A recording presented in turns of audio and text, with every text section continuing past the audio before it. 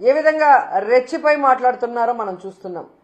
అలాగే జగనన్న ముందర నించోడానికి ధైర్యం లేనోళ్ళు కూడా మైకులు ముందున్నాయని ఎలా మాట్లాడుతున్నారో మనం అందరం కూడా గమనిస్తున్నాం.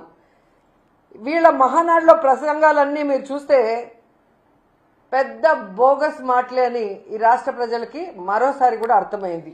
ఎందుకంటే ప్రజలకి ఆల్రెడీ 2 ఏళ్లలో పర్సనల్గా వాళ్ళు కూడా దాన్ని అనుభవించారు. ఎందుకంటే వాళ్ళకి ఏం అందటం లేదు కాబట్టి.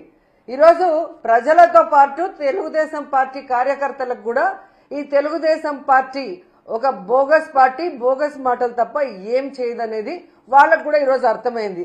అందుకే టీడీపీకి 70 లక్షల మంది కార్యకర్తలు ఉన్నారు అని చెప్పి ప్రగల్భాలు పలుక్కుంటారే, మరి ఈరోజు మీరు చూస్తే హైబ్రిడ్ మహానాడు అని నియోజకవర్గాల వారీగా డిజిటల్ స్క్రీన్స్ పెట్టి కుర్చీలు వేసి మీ స్పీచ్లు వినిపిస్తుంటే ప్రజలు సరే వాళ్ళు ఎలాగూ రారు, మీ వల్ల ఉపయోగం లేదని తెలిసిపోయింది కాబట్టి మరి టీడీపీ కార్యకర్తలు కూడా ఎందుకు ఆ డిజిటల్ స్క్రీన్స్ ముందు కూర్చోట్లేదు, మీ స్పీచ్లు వినట్లేదు అనేది ఒకసారి మీరు ఆలోచించండి. ఎందుకంటే ఈరోజు hybrid Mahanadu utter flop Mahanadu అని మరోసారి ప్రూవ్ అయింది. ఎందుకంటే వీళ్ళు బిర్యానీలు ఇచ్చి డబ్బులు ఇచ్చి డ్వాక్రా వాళ్ళని తీసుకొచ్చినా రాలేదు. ఆఖరికి చూడండి, స్టేజ్ మీద ఒక పక్క స్పీచ్లు వస్తుంటే ఓ పక్క రికార్డింగ్ డాన్సులు పెట్టారు బద్వేల్ నియోజకవర్గంలో. ఇది సో రికార్డింగ్ డాన్సులు పెట్టి డ్వాక్రా మహిళల్ని బలవంతంగా తీసుకురావడానికి ప్రయత్నిస్తున్నారు తప్ప తెలుగుదేశం పార్టీ నాయకులు కార్యకర్తలు కూడా ఈరోజు తెలుగుదేశం పార్టీ నాయకులు చెప్తున్న స్పీచ్ల్ని వినట్లేదు. అంటే ఈ తెలుగుదేశం పార్టీ కూటమి ప్రభుత్వం ఏ విధంగా అట్టర్ ఫ్లాప్ అయింది, ఏ విధంగా ఈ రాష్ట్ర ప్రజల్ని మోసం చేశారనేది మరోసారి ప్రూవ్ అయింది. ఈరోజు ఈ రాష్ట్ర ప్రజలకంతా అర్థమైంది, ఇది మహానాడు కాదు, ఇది దగానాడు, ఇది మహానాడు కాదు బూతునాడు, ఇది మహానాడు కాదు మాయనాడు అని. ఈరోజు ఆ మహానాడులో మాట్లాడిన ప్రతి ఒక్కరు కూడా చూడండి, చంద్రబాబు నాయుడు లోకేష్ పేరు కంటే జగన్ గారి నామస్మరణ ఎక్కువ చేశారు. అంటే జగన్మోహన్ రెడ్డి అంటే ఈ తెలుగుదేశ సైకో పార్టీ వాళ్ళ వెన్నుల్లో ఎలా వణుకు పుడుతుందో ఒకసారి మీరు ఆలోచించండి. ఈరోజు మాటి మాటికి గొడ్డలి పార్టీ గొడ్డలి పార్టీ గొడ్డలి పార్టీ, ఏ విషయం అడిగినా కూడా మహిళలకు మీరు హామీలు ఇచ్చారు కదయ్యా, మహిళా శక్తి అని ఒక పేరు పెట్టుకున్నారు స్టేజ్కి. మరి ఏదయ్యా ఆడబిడ్డనివి అంటే తల్లి చెల్లి గొడ్డలి పార్టీ.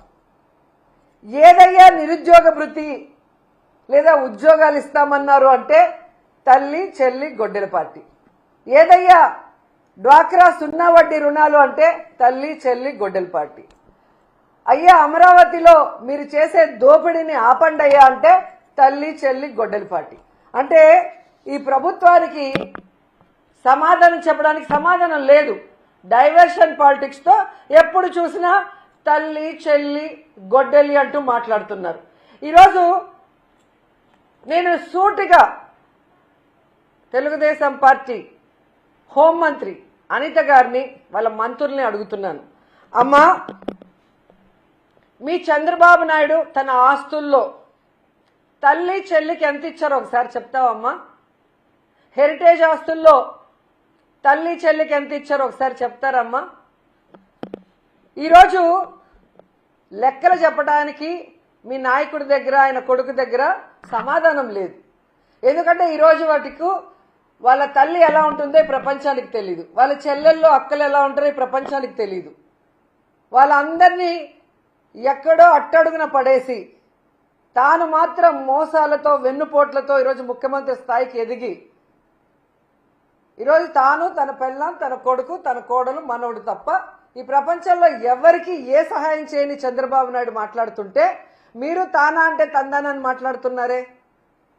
సో చంద్రబాబు నాయుడు వాళ్ళ తల్లి ఫోటో కానీ తల్లితో ఉన్న ఫోటో కానీ లేదా అక్క చెల్లెలతో ప్రతి సంవత్సరం ప్రేమగా ఆడబిడ్డల్ని ఇంటికి పిలిచి పసుపు కుంకుమ ఇచ్చి చీర పెట్టి భోజనం పెట్టాలి కదా ప్రతి అన్నదమ్ముడు పెట్టేది. మరి ఎన్నిసార్లు పెట్టాడో ఆ ఫోటోలు ఒకసారి బయట పెడితే ఈయన తల్లి చెల్లికి ఎంత ప్రేమ ఇచ్చాడు, ఎంత గౌరవం ఇచ్చారు, ఎంత ఆస్తులు ఇచ్చారు,